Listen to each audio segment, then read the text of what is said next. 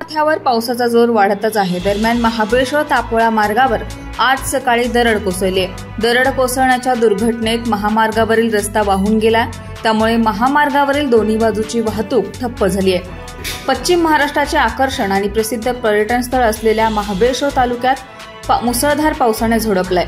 महाबळेश्वरला मिनी काश्मीर म्हणून ओळखल्या जाणाऱ्या तापोळेशी जोडणाऱ्या प्रमुख रस्त्यावर आज सकाळी एक मोठी दरड कोसळल्याची दुर्घटना घडली। या आपत्तीमध्ये रस्त्याचा मोठा भाग अक्षरशः वाहून गेलाय। दोन्ही बाजूंची वाहतूक पूर्णपणे ठप्प झाली असून यामुळे स्थानिकांसह पर्यटकांची मोठी गैरसोय झाली आहे।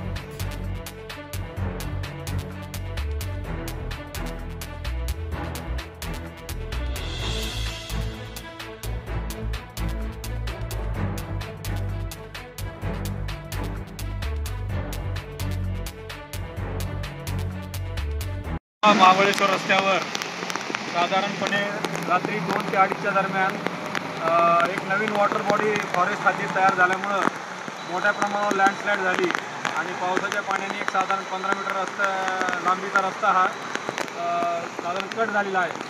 आणि सध्याचे वाढता पाऊस लक्षात घेता व ही धोकादायक परिस्थिती लक्षात घेता मी प्रशासनामार्फत आवाहन करतो की लोकांनी तापोळ्याकडे जाताना घोळाची खिंड व मांगर मार्गे रस्त्याचा वापर करावा। सद्यस्थितीत प्रशासनामार्फत तात्पुरती दुरुस्ती चालू आहे, परंतु पावसाचा वाढता वेग लक्षात घेता थोडा कायमस्वरूपी दुरुस्ती करण्यासाठी थोडा अवधी लागणार आहे। त्यामुळे नागरिकांनी होणारे लँडस्लाईड लक्षात घेता घोळाची खिंड मांगर मार्गे रस्त्याचा वापर करावा।